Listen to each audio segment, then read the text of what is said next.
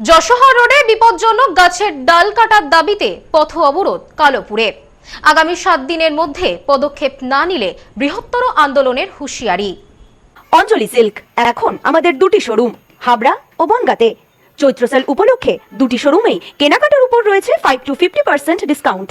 Phone 7044447885। Jessore road বরাবর রাস্তার দুধারে দাঁড়িয়ে থাকা শতাব্দী প্রাচীন গাছগুলি আজ সবথেকে বেশি আতঙ্কের স্থানীয়দের কাছে। বহু প্রাচীন এই গাছগুলির বেশিরভাগই আজ দুর্বল হয়েছে, আবার কোনো কোনো গাছ দীর্ঘদিন ধরে মৃত অবস্থায় রয়েছে। স্বাভাবিকভাবেই তার ডালপালা ঝুলছে বিপজ্জনকভাবে। অতীতে নানা সময় গাছের ডাল পড়ে বা গাছের কারণে দুর্ঘটনায় প্রাণ হারিয়েছেন বহু মানুষ, আহত হয়েছেন অনেকে। দোকানঘর ভেঙে যাওয়া বা সম্পত্তি নষ্টের তো কোনো ইয়াত্তা নেই।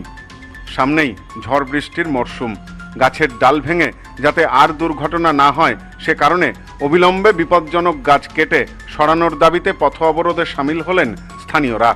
স্থানীয়দের কথায়, রাস্তায় পথ চলার সময় আমরা রাস্তার দিকে নয় গাছের দিকে তাকিয়ে পথ চলি, কখন ডাল ভেঙে পড়ে সেই চিন্তাই ঘোরে মাথার মধ্যে। এদিন বেলা 11টা নাগাদ বনগাঁ কালোপুর এলাকায় যশোহর রোডের ওপর পথ অবরোধে সামিল হন স্থানীয়রা। আন্দোলনকারীদের পক্ষে শিক্ষক বাসুদেব পাল বলেন, আমরা এলাকার মানুষের কথা ভেবে সেন্ট্রাল পিডব্লিউডি সহ সংশ্লিষ্ট সমস্ত দপ্তরে গাছের ডাল কাটার বিষয়ে আবেদন করেছি, কিন্তু কাজের কাজ কিছুই হয়নি। সামনেই আবার ঝড় বৃষ্টির সময়, এলাকার মানুষের যাতে বিপদ না হয় তার জন্য আগামী 7 দিনের মধ্যে গাছের ডাল কাটার ব্যাপারে পদক্ষেপ গ্রহণ করার দাবিতেই আমাদের আন্দোলন। অবরোধের কারণ যশোর রোডের দুধারে যে শিশু গাছগুলো রয়েছে, গাছের ডালগুলো শুকিয়ে আছে দীর্ঘদিন। এর আগে আমরা পিডব্লিউডি, বন দপ্তর, সেন্ট্রাল পিডব্লিউডি সমস্ত জায়গাতে গণস্বাক্ষর সহ আবেদন জানিয়েছিলাম ডালগুলি বর্ষার আগে কাটবার জন্যে, কিন্তু আমরা দেখেছি কাটার ব্যাপারে কোনো উদ্যোগ নেওয়া হচ্ছে না। সেই জন্যে সামনের বর্ষাতে যাতে গাছের ডালগুলো ভেঙে পড়ে মানুষের বিপদ না হয় তার জন্য আমরা আজকে বাধ্য হয়ে এই অবরোধের ডাক দিয়েছি। এদিন পথ অবরোধের ফলে রাস্তার দুধারে দাঁড়িয়ে পড়ে যানবাহন, পথে বেরিয়ে সমস্যায় পড়ে নিত্যযাত্রীরা। যাত্রীদের সমস্যার জন্য তাদের কাছে ক্ষমাও চেয়ে নেন আন্দোলনকারীরা। খবর পেয়ে ঘটনাস্থলে পৌঁছায় বনগাঁ থানার পুলিশ। পুলিশ আন্দোলনকারীদের সাথে কথা বলে। অবশেষে পুলিশের আশ্বাসে অবরোধ তুলে নেন আন্দোলনকারীরা। আন্দোলনকারীদের পক্ষে সৌমেন সরকার বলেন, আমাদের বাড়ির বাচ্চারা যখন স্কুলে যায় আমরা তখন দুশ্চিন্তায় থাকি কখন তাদের মাথায় ডাল ভেঙে পড়ে। আমরা সমস্ত দপ্তরে আবেদন জানিয়েও কোনো সুফল পাইনি। রাস্তাতে বিভিন্ন জায়গায় গাছের মরা ডাল ঝুলে আছে।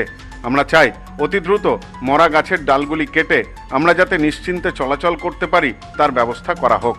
কালোপুরবাসী মূলত যশোর রোডের দুপাশে আমরা যারা বাস করি প্রত্যেকটা দিন একটা আতঙ্কের মধ্যে দিয়ে কাটাচ্ছি।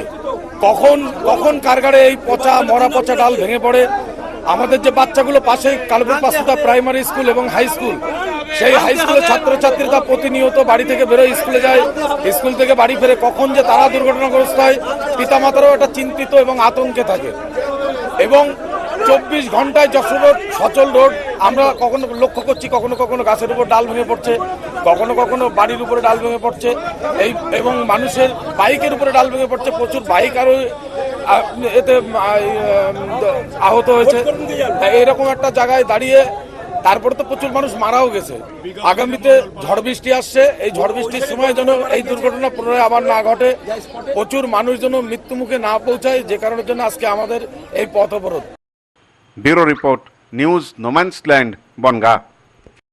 সম্প্রীতি guest house, hotel and restaurant. সমস্ত আধুনিক সুবিধাযুক্ত AC double bedroom, standard double bedroom, twin bedroom, deluxe double bedroom. আমাদের হোটেলেই রয়েছে বাঙালির খাবার সহ মাল্টি কুইজিন রেস্টুরেন্ট। শহরের মধ্যে অথচ সম্পূর্ণ নিরাপদ পরিবেশে থাকা খাওয়ার একমাত্র ঠিকানা Sampriti guest house, hotel and restaurant, Chakdah road, টবাজার, বনগাঁ। ফোন 03215257603।